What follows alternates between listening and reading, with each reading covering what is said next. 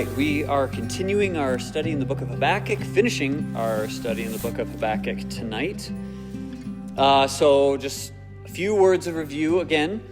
Habakkuk's writing for the southern kingdom of Judah, and he's observing the great violation against God's law. So he laments and cries out to God, asking how long and why, and he's seeking a solution for the darkness that's in Judah.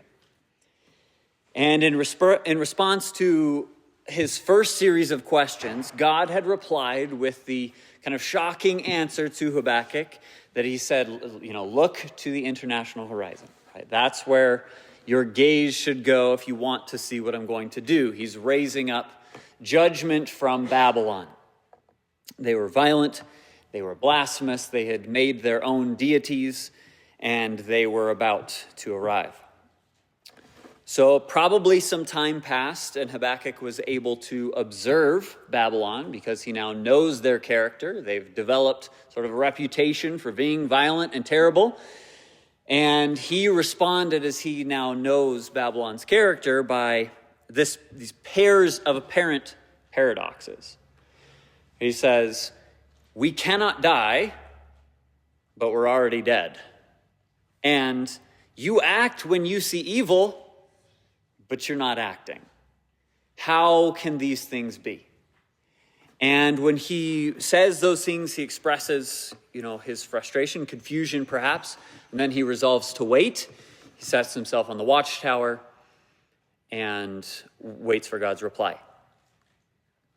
Then God responded, as we looked at last week, with this vision of eschatological and certain hope. Right? It was future, and there was no question that it would come to pass. And it was a vision of hope, one that said that the upright or the proud will not live. Right? There will be judgment for them, but the just, the upright, the righteous, will live by faith. And then there was that series of 5 woes or aha oracles, kind of the I told you so Proverbs oracles, that the righteous join in against the wicked in their judgment.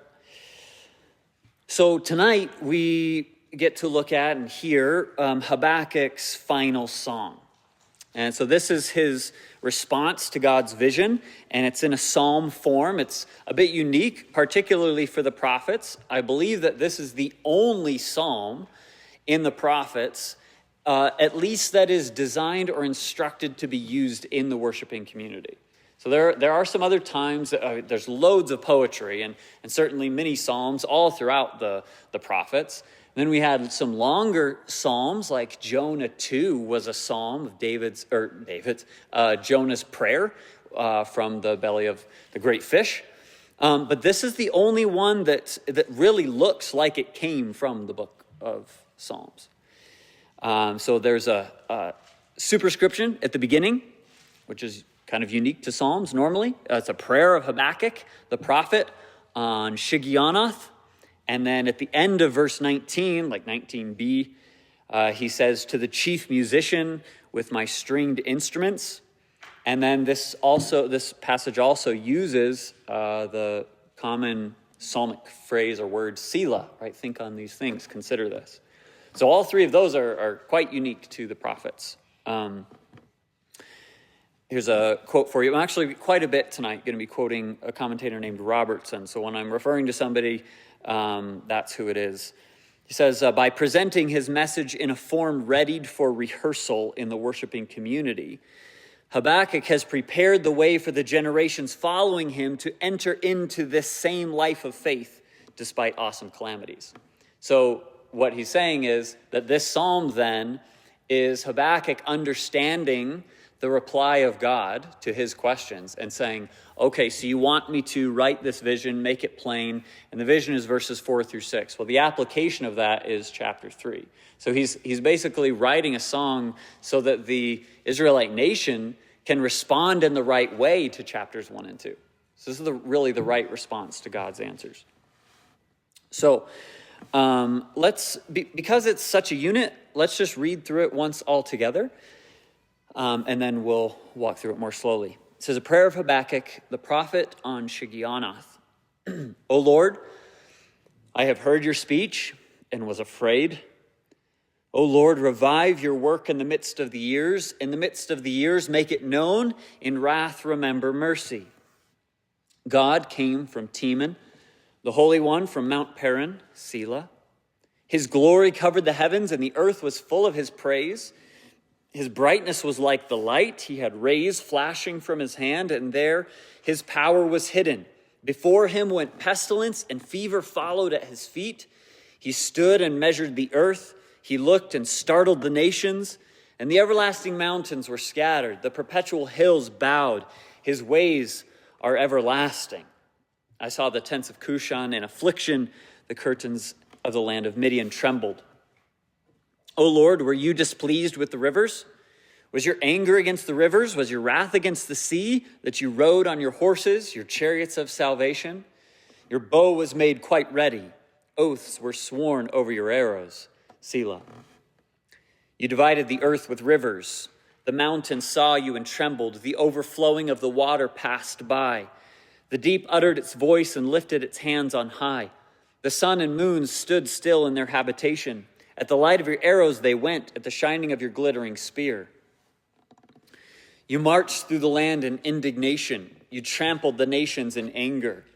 You went forth for the salvation of your people, for salvation with your anointed. You struck the head from the house of the wicked by laying bare from foundation to neck. Selah. He thrust through with his own arrows the head of his villages. They came out like a whirlwind to scatter me. The rejoicing was like feasting on the poor in secret. You walked through the sea with your horses, through the heap of great waters. When I heard, my body trembled. My lips quivered at the voice. Rottenness entered my bones, and I trembled in myself, that I might rest in the day of trouble. When he comes up to the people, he will invade them with his troops. Though the fig tree may not blossom, nor fruit be on the vines, though the labor of the olive may fail, and the fields yield no food, though the flock may be cut off from the fold, and there be no herd in the stalls, yet I will rejoice in the Lord. I will joy in the God of my salvation. The Lord God is my strength. He will make my feet like the deer's feet, and he will make me walk on my high hills. To the chief musician with my stringed instruments.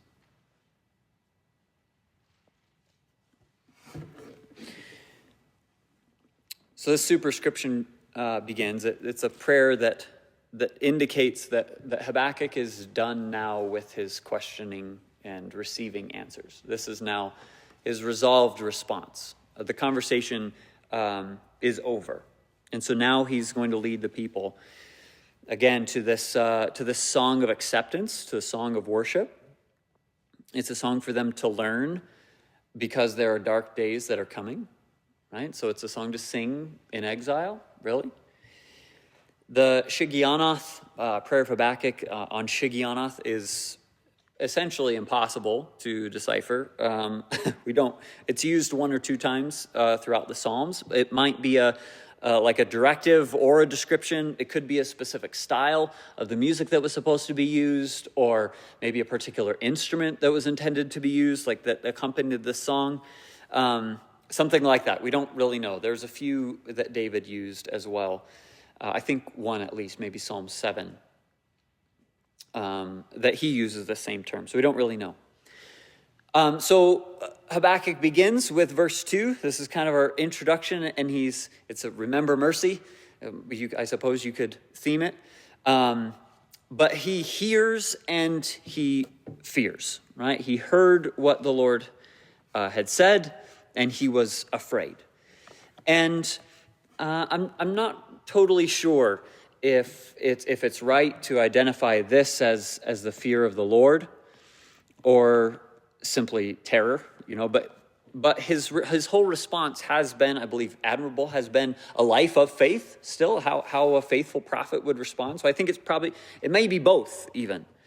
But in his reception, so he received the revelation of God, and his response was terror and perhaps also awe, like perhaps both.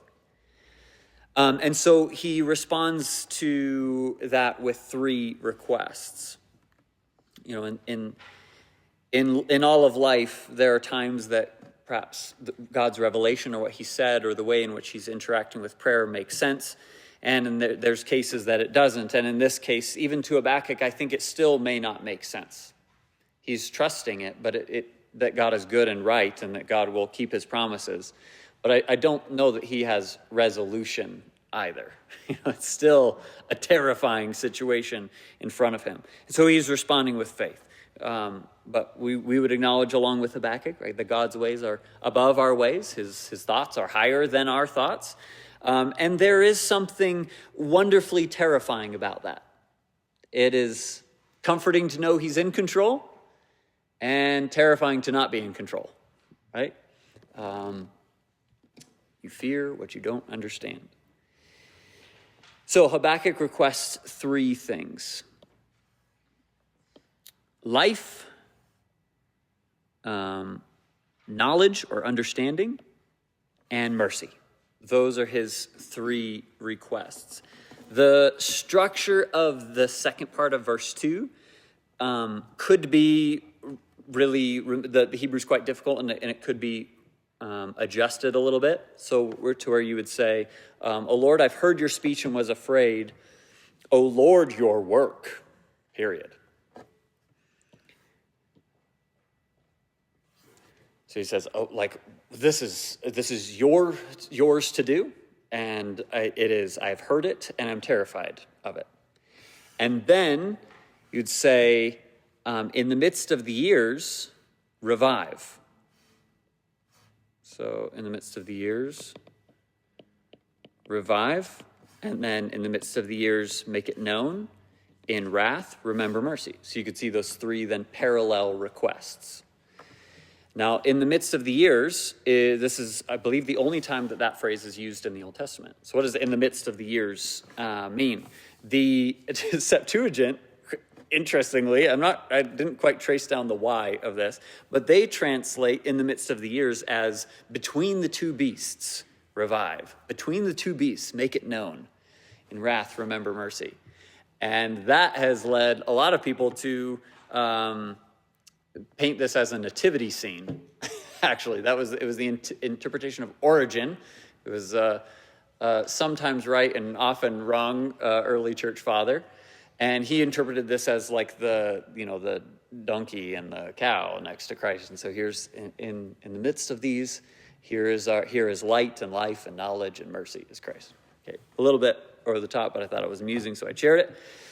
Calvin interpreted this as in the midst of the years as the midpoint of history. Maybe in the midst of the years is between Abraham and Christ, kind of at the center point, which would be applicable to where Habakkuk was. He was in that space. And I think maybe a similar to Calvin, but third option is that in the midst of the years may be in the time between the two acts of judgment that have been promised in Habakkuk.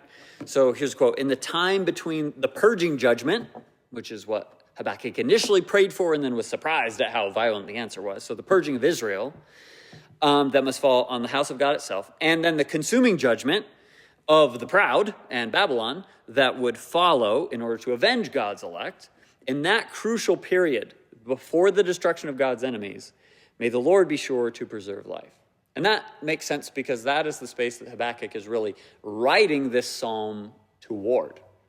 It's from the time that Babylon arrives until, well, a micro deliverance would be then the Persians, right, who delivered them from Babylon, up until the point that we're still in and waiting, right? We are in the midst of the years. We're still waiting for the second deliverance, the ultimate casting down of the proud, right? Does that make sense? So it's between the judgments, in the time of waiting, in the time of brokenness and frustration. There's no prosperity. The evil's ruling, the evil's reigning. We are exiles, that kind of an idea. So during that time, three requests: life, revive us, give us life. We are ruled in Babylon, right? That's dangerous. Don't be don't fear the one who can destroy the body, but him who can destroy both soul and body in hell. So give us this perspective of that they cannot kill us, and give us the hope and the promise of life now and certainly later. So he's praying for life. Secondly, give us understanding.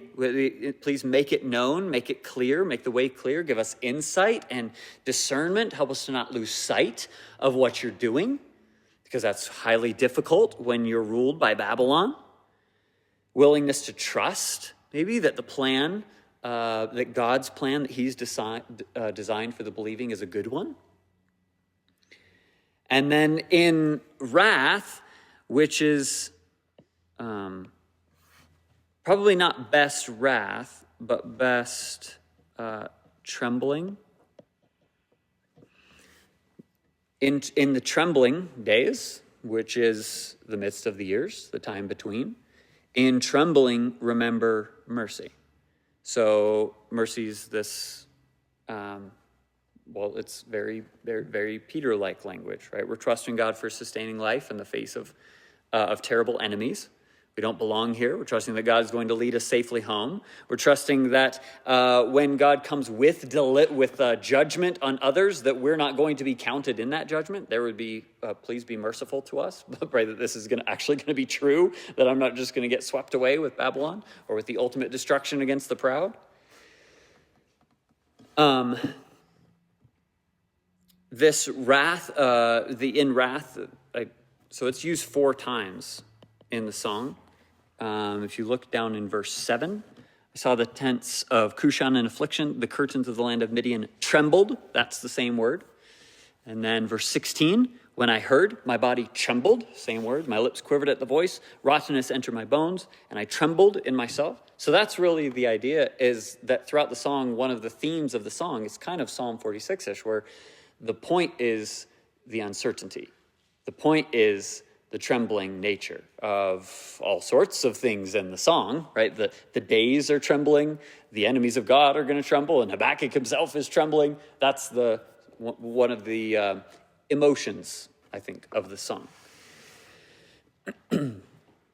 So 3 requests: life, understanding, and mercy. Good things for us to even pray today. So then he goes into the song of the Almighty Savior, the anointed one who delivers, is kind of the point of the song. And it's not simple. It's not always clear. It is both past and future, and I think future at multiple points in the future. The past historical deliverances are alluded to. There's future deliverance from Babylon in play, and then there's future deliverance from the proud, back to the vision that God gave to him. So probably a helpful word is like a collage. It's like a collage of numerous pictures where he's impressing upon the people the drama of salvation. A lot like other songs of deliverance in the Old Testament, like Moses' song of deliverance and Deborah's and David's songs of deliverance. Remember, they would often look back to historical things for hope in the future, things that the same thing would be reiterated, that the God who saved before would save again. It's a lot like that. But I did not have, there is loads of information about what exact points is he referring back to in Israel's history? What exact points is he referring to in the future? Because so much ink has been spilled about those things. So we'll take maybe a muted perspective to that. Consider it a collage. Be generous with the, look, it could be that. It could be that. It could be that. It could be a lot of things. And I think it's supposed to be a lot of things. So with that in mind, here's a summary statement. So Habakkuk sings of the cataclysmic events associated with God coming to save his people. It has been and it will be dramatic. The Lord has come. The Lord is coming. Wait for him with faith and live. Kind of the point. Okay, so he begins with tracing movement. Okay, so he's not here yet. He's telling of the coming of the deliverer. So God came from Teman. the Holy One from Mount Paran. Now, immediately, we're taken to Deuteronomy 33, I believe, where Moses is giving his final blessing to Israel. And he sings a song. He gives a song there. And I'm not misquote it. So I think it's Deuteronomy 33.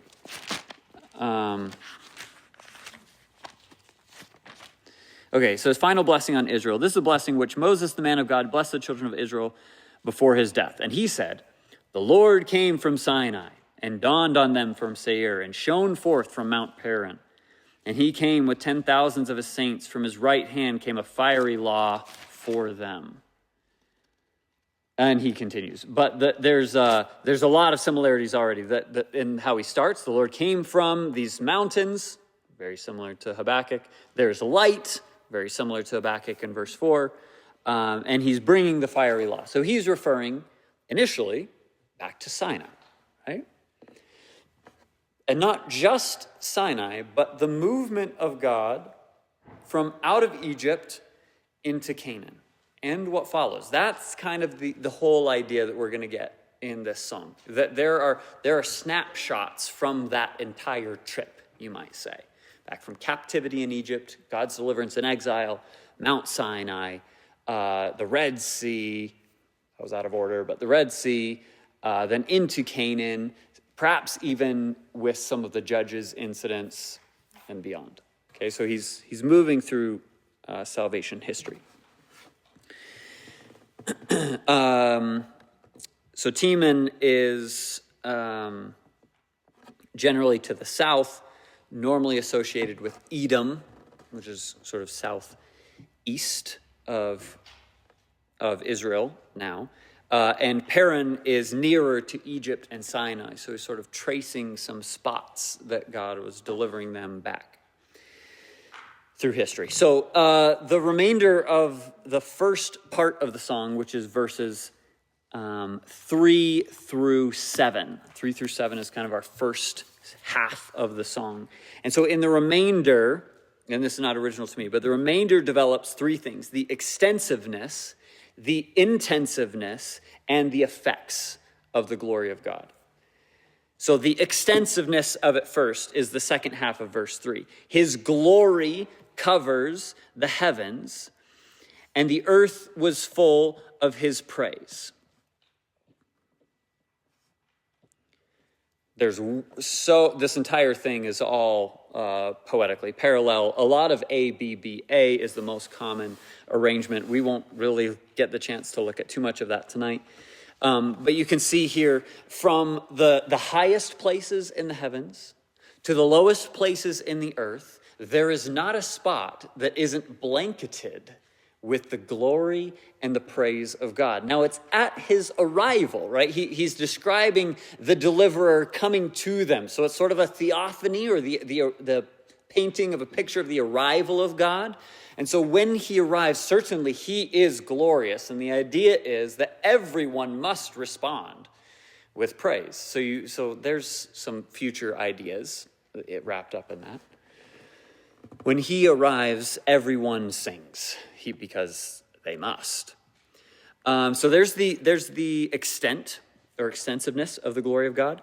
And then the intensiveness is verse 4. His brightness was like the light. He had rays flashing from his hand, and there his power was hidden. So there's just the bright display, the light, concentrated beams. He's as brilliant as the sun. He radiates his glory like the rays of the noonday. And certainly the allusion to Sinai is continuing here. Like Deuteronomy 33, use some of that language too. And this also continues the picture of Sinai. And yet, at the end of verse 4, there his power was hidden. So what we see is this blinding, shining display of his person. And yet even there, he's veiling himself. So as bright as it gets, as powerful as it gets, still not all of it, right? And we know that from Sinai, right? Moses just saw a glimpse, and his face radiated. So that's kind of the picture here, but I found this quote and I loved it. It said, "Rays of unapproachable glory stream from his hand. What then must be the nature of this power and glory hidden in his clenched fists? There's a lot more to him than even can meet the eye, if it were to, or when it is to." So extensiveness, intensiveness, and then verse 5 through 7 really describes a variety of the effects. What follows him? Well, it follows him pestilence and fever. So before him goes pestilence, and fever follows at his feet.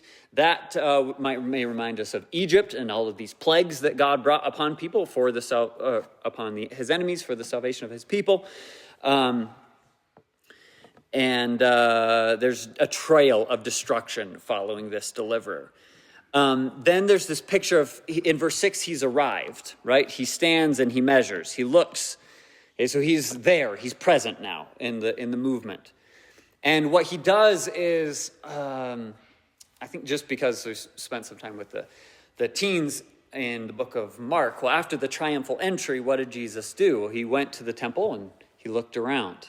Right? The king observes. He stands in his high place and he measures. He watches. And so this is really a larger than life image of when God arrives, he's like towering above the mountains. And he's just looking around at all of his opposition, measuring them, identifying who they are, what they are, how strong they are. And he scares them, right? That's their response. They're like, "Oh, what's this guy? Who's this? What's he doing here?" He scares them. And then he moves to describe the proper response of the earth. Okay, so the everlasting mountains were scattered. The nations are scared. The everlasting mountains are scattered. The perpetual hills bowed. His ways are everlasting.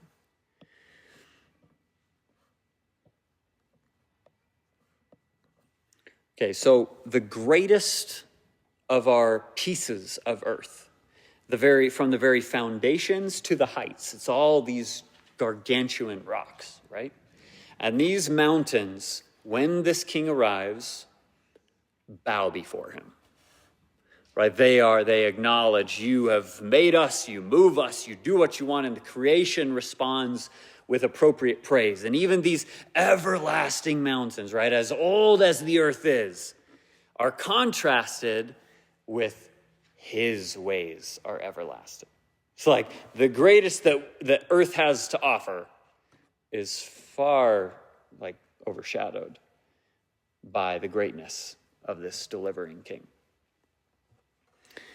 And then the last effect described is the Cushan and Midian. And here's another one of the trembling. So the tents of Cushan are in affliction. The curtains of the land of Midian trembled. So probably what's happening here is that we have moved, at least in this first sort of circuit, from the Lord arriving in the Egyptian narrative, moving his people to the land of Canaan, and then he sort of just throws the end of it out into the Judges time frame, where there's Gideon and delivering the people from the hand of Midian. And so he's probably pointing out just future, that direction from where he's been moving. So it's probably a reference to the people then that were oppressing Israel. So these may be some of these first nations that were startled. They trembled as well when they saw the deliverance of God. So that's the first half. The second half is 8 through 15. So we'll take that in a few different pieces. But one of the things that signals the break is the change in pronouns.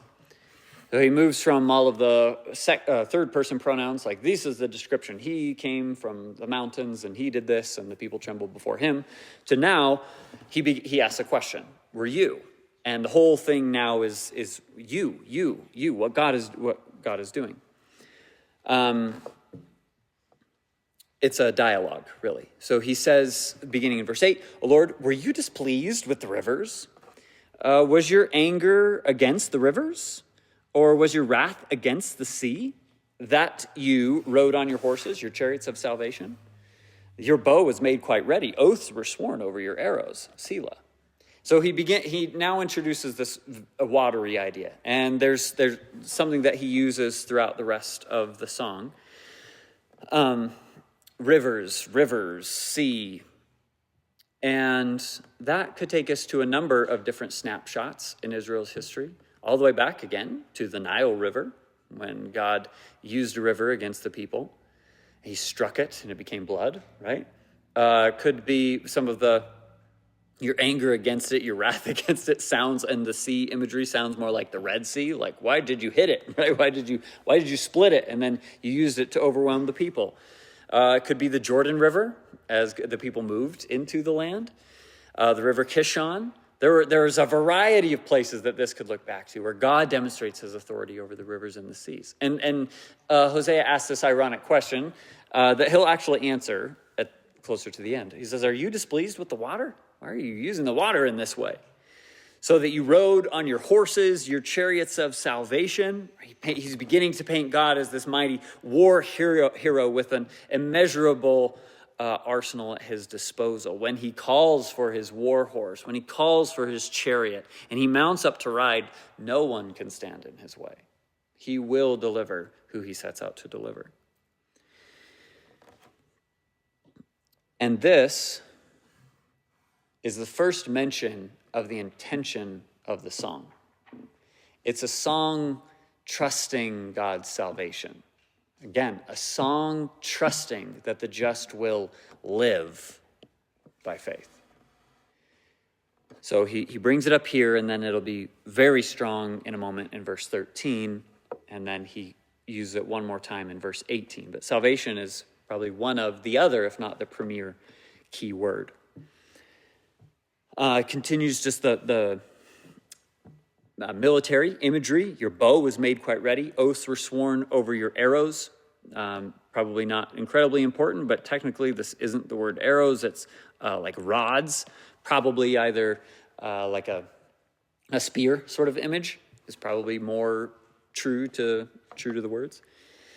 You divided the earth with rivers. The mountains saw you and trembled. The overflowing of the water passed by. The deep uttered its voice and lifted its hands on high. Sun, moon stood still in their habitation. At the light of your arrows they went, at the shining of your glittering spear. So you can see 9 and the second half of 11, you kind of have the bow and then the spear. And in the middle, you have all of the earth obeying God. Again, that is part of his arsenal. That's what he has the primeval elements at his disposal. And this sounds certainly like the Red Sea, but it sounds like more than the Red Sea too in 9, 10, and 11. It sounds like he's going back even to the flood, where the mountains saw you and were trembled, the overflowing of the water passed by, the deep uttered its voice and lifted its hands on high. It's like everything, even to the mountains, got overwhelmed by the deep. So probably even another snapshot of back to the first and greatest and global judgment.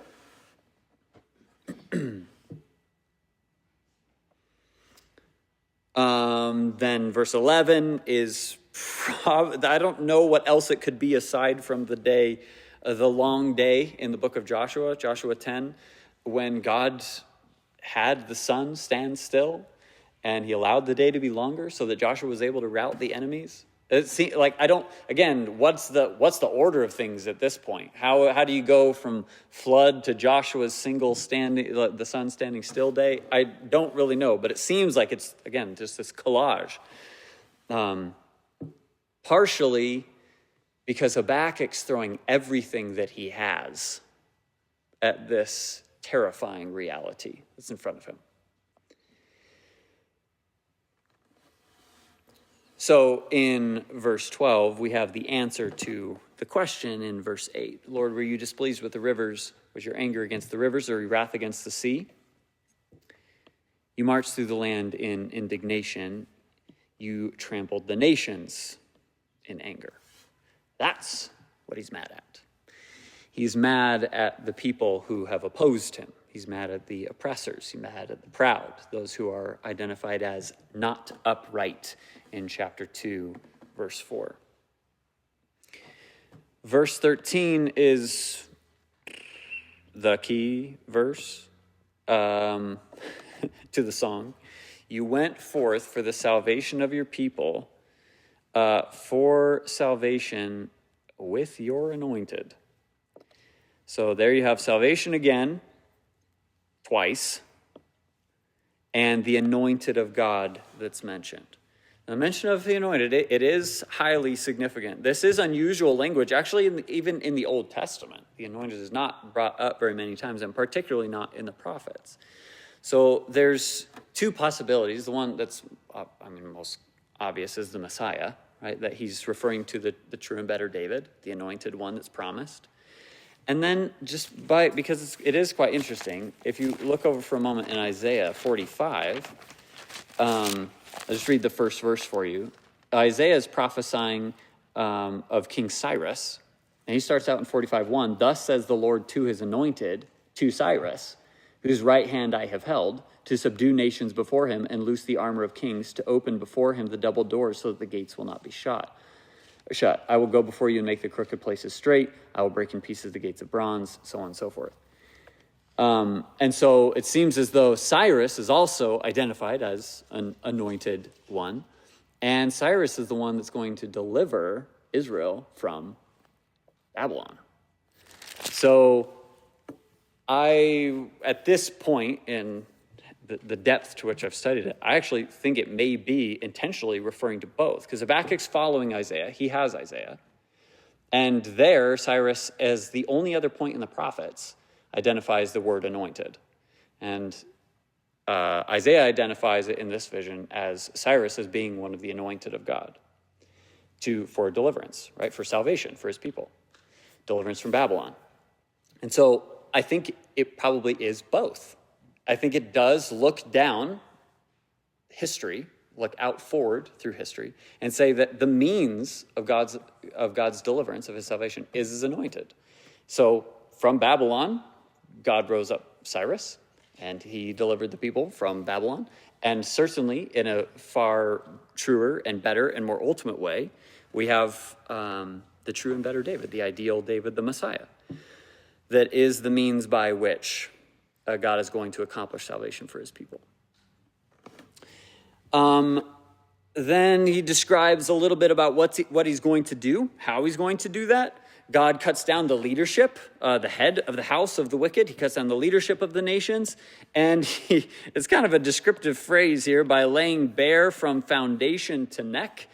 So how does he strike the head of the wicked? Well, he cuts him down. And he starts at the base. So it's a bit of a gory image, but I think the gory image is he chops off his feet and he drops, and he chops off his knees and he drops, and he chops off his waist and he drops, and then he chops off his head, and there he is sitting in pieces on the ground with his head separate from his body. Like he totally brings him down. He brings him down very low. Another way of describing it, obviously clearly not the same picture, in verse 14, you thrust through with his own arrows the head of his villages. So that's quite reminiscent of the woes, and it's a theme throughout the prophets, that the means by which these violent people have oppressed other people, it is those same means that God is going to use to oppress them. He's going to bring them down in a very shameful, in a very humiliating, in a public way, because they have acted shamefully towards other people. These heads of the house and the people that followed them, right, the wicked and the villages, they came out like a whirlwind to scatter me, which is probably Habakkuk. They came out like a whirlwind to scatter me. Their rejoicing was like feasting on the poor in secret. So they came out to completely destroy God's people, the nations had done. And yet then he's believing and hoping and remembering that God walked through the sea with his horses, through the heap of great waters, taking us all the way back to the beginning of the song. When, I'm not seeing it right now. Okay, not quite the beginning. The beginning of the second half of verse 8, sorry. Was your anger against the rivers, was your wrath against the sea, that you rode on your horses, your chariots of salvation. So here he's coming to the end of the second half. So there's sort of the bookends of the Lord riding through the sea with his horses. So Habakkuk here is, I think, illustrating the upright. So it's happened before, and it's about to happen again. That the evil nations are going to come out like a whirlwind to scatter the upright. And the fact that he ends on that, moving into the final section, which really is his response to, I think, the whole thing, not just to his song, but remember, the song is a response to what God has said. So when I heard, it's just like verse 2, O Lord, I have heard. My body trembled, my lips quivered, rottenness entered my bones, and I trembled in myself. So here's the last two mentions of tremble.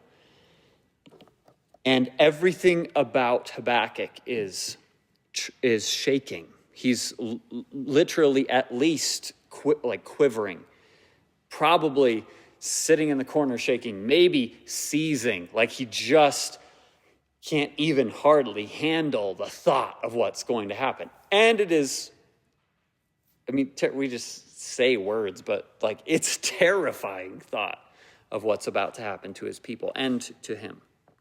So when he heard about this, and even as he thinks about it, just the anxiety and the fear and I don't know what this is going to be like, and I may be dismembered and all my family is going to die, and I just don't know what this looks like. And so he is terrified. Rottenness entered his bones, and he trembled in himself. He would rest in the day of trouble. When he comes up to the people, he will invade them with his troops. And I believe he's referring here to Babylon and Israel.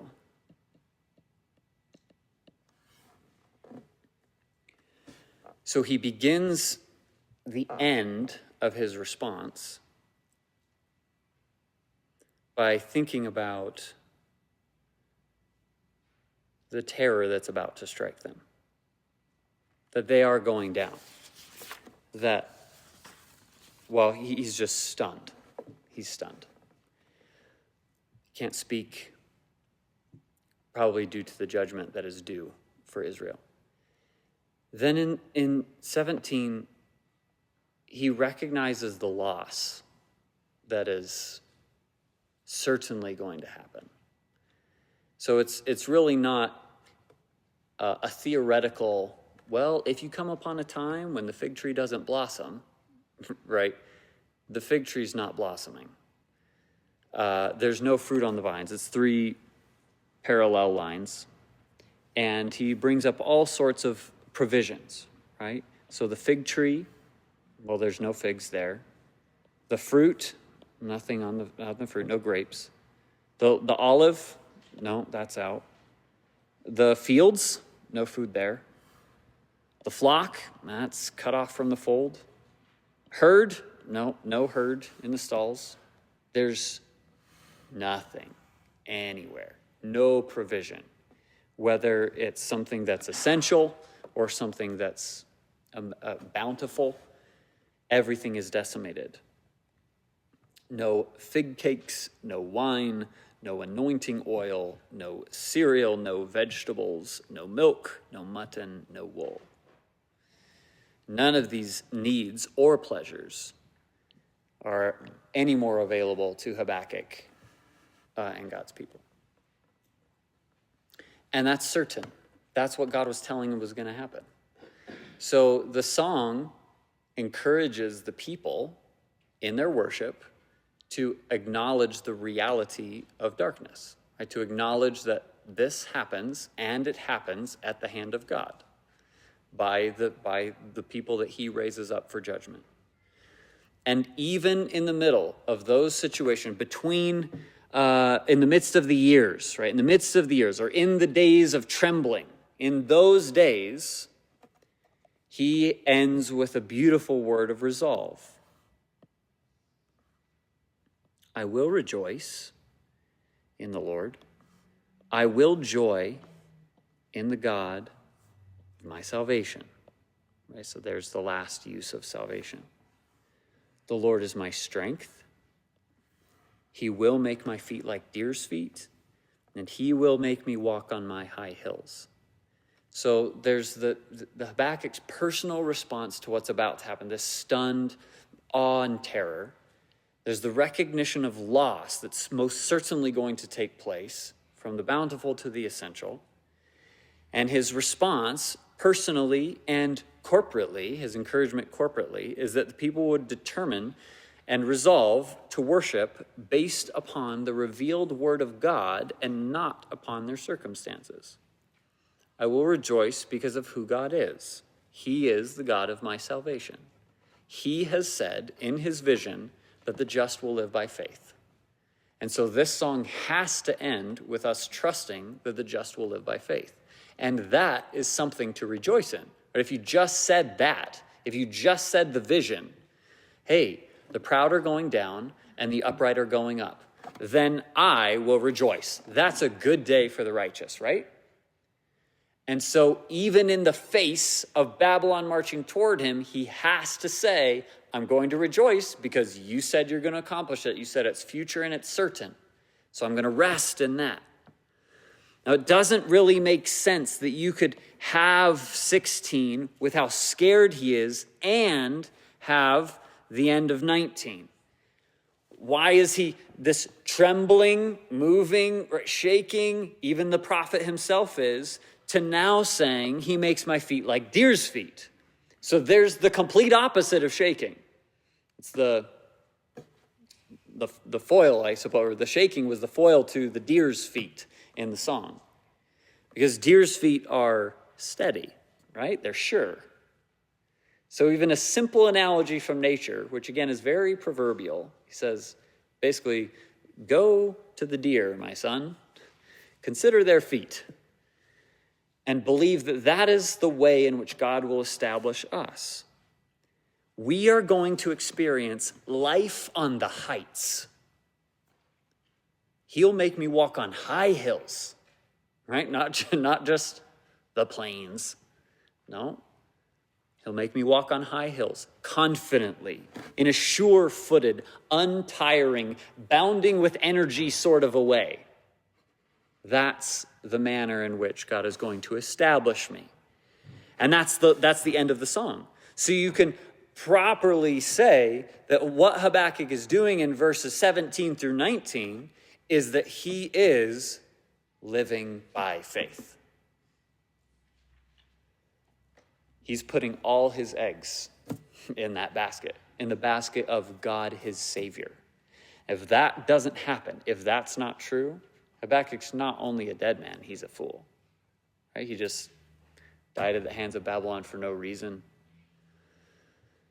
But that's not true. That's not the hope or the confidence of the believing community. Right? And so it's beautiful that it ends with specific instruction that this song be resung, that this song become a part of the believing community's life and worship, that even though the entire world passes away, God's grace and promise to his people will endure. And that's the hope of Habakkuk in its entirety, but certainly in this last chapter. So we have a few minutes. Are there any thoughts or questions before we close in prayer?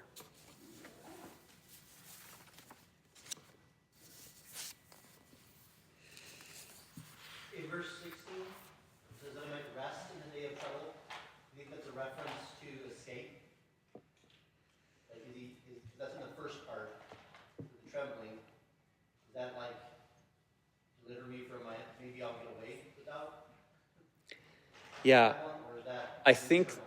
I think that I don't know if it's did you say escape? Like external or internal? I think he's saying internal. Like like the promise of somebody who, like, yeah, I mean, he has the promise of life, and so his insides rest, even though the tsunami is like, like here it comes. Like, he said, I'm going to live.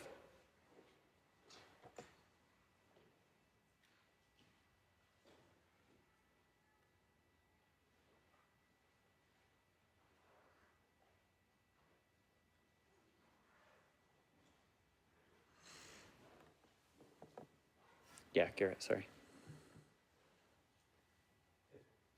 Feels like a pretty stark contrast for Habakkuk in his day and maybe an application for us.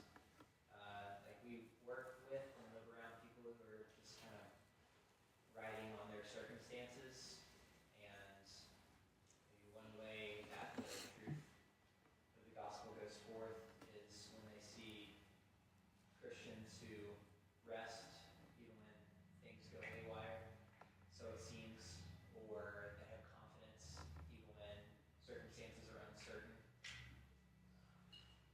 We aren't enslaved to what comes across the news. And Habakkuk saw the bad news right across his TV screen, as it were. And yet he stood confidently, acknowledging what was about to happen was bad. And we can acknowledge there are bad things that happen, but that doesn't take away our confidence, and it doesn't have to leave us emotionally shaken, even when the people who need to be hearing the gospel from us are shaken. Yeah, that's absolutely true. And it's true whether it's something that is sort of passively received, like the circumstance just arrives in my life, or if it's something that we are called to actively go do and it looks difficult. All right, so sort of either way, whether it's received like, I don't want to go do that, but God has said to do it, and so I will trust. So I think kind of either way. As I was finishing even this last verse 16, I did think of Christ in Gethsemane, more on the active side of things, as he sort of like the worst thing that's ever happened in history is about to happen, and he knows it's going to happen. He's seen it beforehand, and yet, even though he's trembling, even though he's can hardly move, he does the next right thing. Like he still moves, even though he's deserted, even though so there's kind of that image of the person doing the right thing as well, even in the face of great violence and terror.